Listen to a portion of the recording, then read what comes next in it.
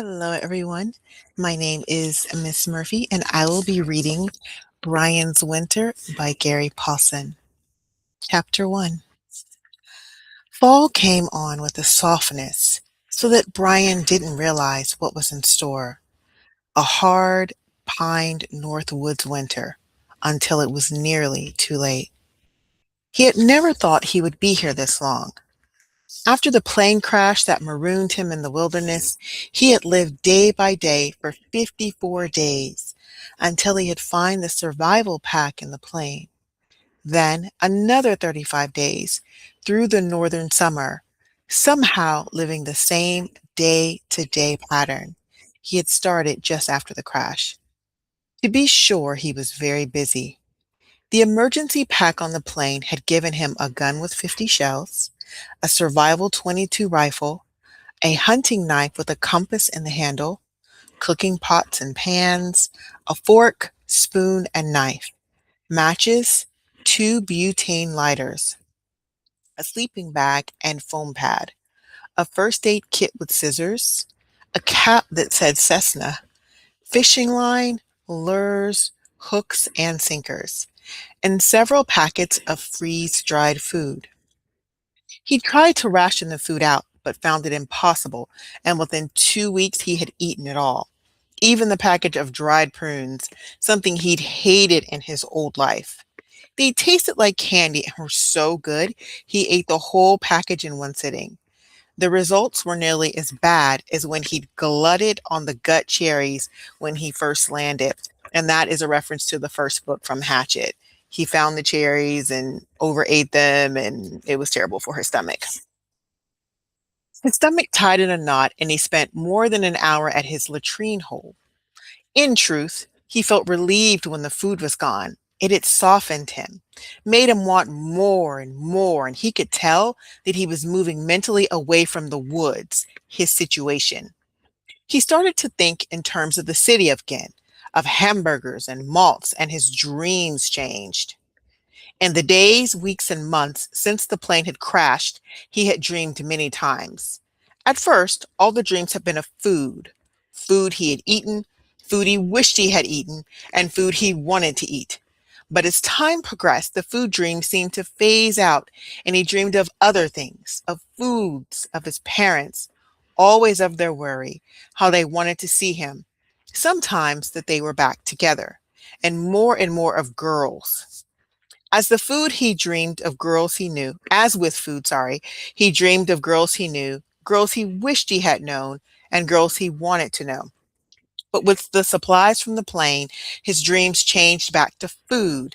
And when it was gone, in what seemed a very short time, a kind of wanting hunger returned that he had not felt since the first week.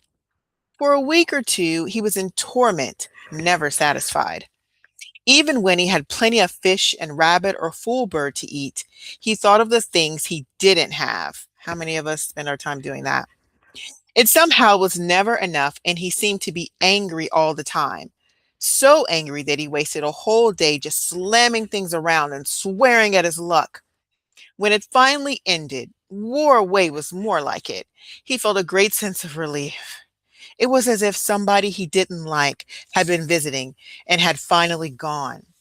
It was then that he first noted the cold. Almost a whiff, something he could smell. He was hunting with the rifle when he sensed the change. He had awakened early, just before first light, and had decided to spend the entire day hunting and get maybe 2 or 3 fool birds. He blew on the coals from the fire the night before until they glowed red, added some bits of dry grass, which burst into flame at once, and heated water in one of the aluminum pots that had come in the plain survival pack. Coffee, he said, sipping the hot water. Not that he'd ever liked coffee, but something about having a hot liquid in the morning made the day easier to start, gave him time to think, plan his morning. As he sipped, the sun came up over the lake, and for the 100th time he noted how beautiful it was. Mist rising, the new sun shining like gold. He banked the fire carefully with dirt to keep the coals hot for later, picked up the rifle, and moved into the woods. He was instantly hunting. All sounds, any movement went into him, filled his eyes, ears, mind, so that he became part of it. And it was then that he noted the change. A new coolness, a touch, a soft kiss on the cheek. It was the same air, the same sun, the same morning, but it was different. So changed that he stopped and raised his hand to his cheek and touched where the coolness had brushed him.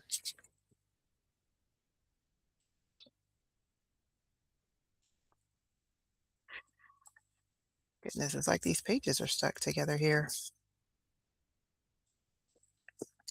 Why is it different? He whispered. What smell? But it wasn't a smell so much as a feeling, a newness in the air, a chill.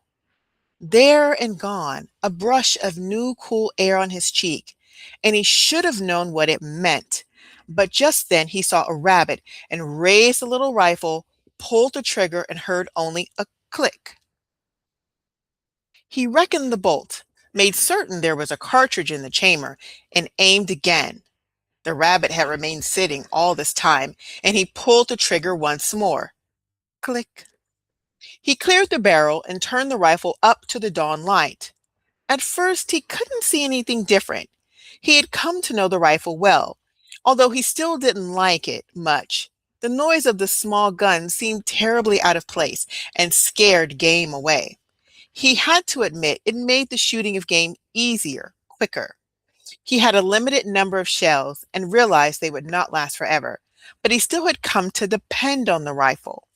Finally, as he pulled the bolt back to get the light down in the action, he saw it. The firing pin, a raised part of the bolt, was broken cleanly away. Worse, it could not be repaired without special tools, which he did not have. That made the rifle worthless, at least as far as being a gun was concerned, and he swore and started back to the camp to get his bow and arrows, and in the movement of things completely ignored the warning nature had put on his cheek just before he tried to shoot the rabbit. In camp, he set the rifle aside. It might have some use later as a tool, and picked up the bow. He had come to depend too much on the rifle, and for a moment the bow and handful of arrows felt unfamiliar in his hands. Before he was away from the camp, he stopped and shot several times into a dirt hummock. The first shot went wide by 2 feet, and he shook his head. Focus, he thought. Bring it back. On the second shot, he looked at the target, into the target, drew and held it for half a second, focusing all the while on the dirt hump. And when he released the arrow with the soft thrum, he almost didn't need to watch it fly into the center of the lump. He knew where the arrow would go, knew before he released it, knew almost before he drew it back. From my brain, he thought, from my brain, through my arm, into the bow, and through the string, to the arrow, it must all be done, and it is all one. 3 more times he shot, and the arrows drove into the center of the hummock, and then he was satisfied. He left the camp again, put the sleeve quiver made from his old windbreaker on his tight shoulder, and walked slowly, watching, listening, until he saw the curve of the back of a rabbit near a small clump of hazel brush. It was too far for a shot, and he quickly averted his eyes and froze for a moment before moving closer. He'd learned much from the woods, from mistakes, and one thing he'd come to know was that game spooked if it felt it was known. It was always better to look away, move sideways instead of directly toward it, and he worked now to the left, letting the brush cover his movement until he was no more than 15 feet away from the rabbit. He drew the bow, aimed for the center of the rabbit, and released when he felt the arrow would fly right. It took the rabbit almost exactly in the center of its chest and drove through cleanly, killing it almost instantly. They were not all this clean, the kills, and he was grateful. He had not grown accustomed to killing in spite of how much of it he had done. He had learned this. Nothing that lived, nothing that walked or crawled or flew or swam or slithered or oozed, nothing, not one thing on God's earth wanted to die. No matter what people thought or said about chickens or fish or cattle, they all wanted to live. But Brian had become part of nature, had become a predator, a two-legged wolf. And there was a physics to it, a basic fact, almost a law. For a wolf to live, something else had to die. And for Brian to live, it was the same. His body was a machine. It needed food, needed calories. And for that to happen, something had to die. But sometimes it did not go well. Sometimes the arrow did not hit a vital place, did not hit the heart or lungs, and the rabbit or grouse died more slowly. The first time this had happened, a kind of panic had taken him. He had shot a rabbit through the middle, the stomach, and it had tried to run and then had flopped around, and he had shot the rabbit again and again, pounding arrows into the poor thing until it had at last died. And when he cooked it and eaten it, as hunger forced him to do, the rabbit had tasted like wood and made him so sick he nearly threw up. It was the only thing he had liked about the rifle. It killed quickly, caused a kind of wound shock that stunned as it killed. But he was once more with the bow now, and the silence of it brought him back to being more a part of the woods, and he moved easily as he carried the dead rabbit back to camp. It was afternoon by the time he had the fire rekindled and had set to cleaning the rabbit. Much had changed since he had retrieved the survival pack from the plane. He had a hunting knife now, and that made cleaning game much easier and faster. Can you imagine having to do that all by yourself at his age? He still wasted nothing. He used the knife to split the rabbit down the middle of the belly and skinned it carefully, and then gutted it, using the curve of the knife to clean out the cavity. The head and lungs and intestines and stomach and liver he set aside for fish bait and food, as well as the heart. Then he cut the body up into pieces, carving it at the joints, and put them in a pot with fresh lake water, which he set on the fire to boil. He had found it best to boil everything. Initially, he had cooked meat over the fire on a stick, something he had seen in movies and on television. But it was the wrong way to cook. The flame heated the meat, and all the juices, all the vitamins and nutrients dripped into the fire. Everything was wasted. But by boiling the meat, he made a stew. And when he drank the juice broth, he not only had a rich soup, but something to sip as well. I bet it tasted better, though, without it being boiled. He leaned back against the rock wall next to his shelter opening and took a minute to think while the meat cooked. It amazed him how little time he had to do that. Sit and think.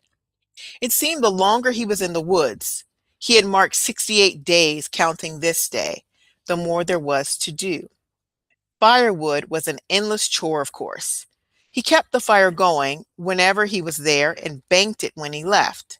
And since he had burned all the easy wood, the wood close to camp, it took longer to bring wood in. But that wasn't all of his life, and it seemed that everything he had to do doubled. He would get up, check his fishing lines, and remove any fish to store in his live fish pool along the shore. Then see to airing out the sleeping bag and tend to his toilet and hunt for the day's meat and clean it, if he made a kill. He often did not. And cook it and stretch the hide, if it was a rabbit, to dry and eat and bank the fire for a night, and another day was gone. Just stopping to sit and think was a rare thing. At first he didn't like it much because it brought memories and made him homesick, made him miss his mother and father and other life. But now he relished the time, and he spent it this day doing something he called visiting. He would pick somebody back in what he thought of as the world and sit and have an imaginary chat with him or her. Usually it was his mother or father, sometimes a friend, and once or twice a movie or rock star.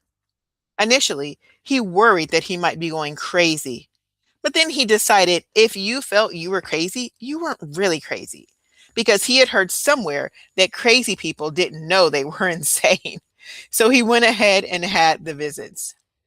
He sat now and visited with his mother. By looking across the lake and letting his eyes go out of focus, he could visualize her face, hear her laugh, and he sat chatting in his mind with her, asking how she was doing, telling her of his life now. And before long, he was surprised to see that the meat had cooked. Brian took the pot off the flame to cool and went down to check the fishing line. There was a small panfish on it. It had blue gills, and he took it off the hook and put it in the holding pen with the others. It was his only saved food, the little pool of fish, and no matter how small the fish, he kept them all. He had learned that as well, food was everything, just everything, and none of it, not even the smallest fish, could be let go. When he arrived back at the shelter, the meat and broth had cooled, and he ate quickly. Flies had come when he gutted the rabbit, and they stayed for dinner while he ate. He brushed them away as he ate the meat from the bones and drank the broth, a full quart. They followed him as he went back to the lake to clean the pot and only left him when there wasn't a smell of food anywhere in the area. He stacked the wood for the night fire and made his bed by restacking the mattress of pine balls and unrolling the sleeping bag and foam pad. And here he got another warning that he ignored. When he slid into the bag and turned so that he felt the heat from the fire on his face coming through the opening, it did not feel uncomfortable. He snuggled down into the bag and felt glad for its warmth. And the thought that this was the first time he'd felt glad for heat this season, that it was growing colder, somehow eluded him. He closed his eyes and went to sleep like a baby. That was the end of chapter 1. I will see you next time for chapter 2.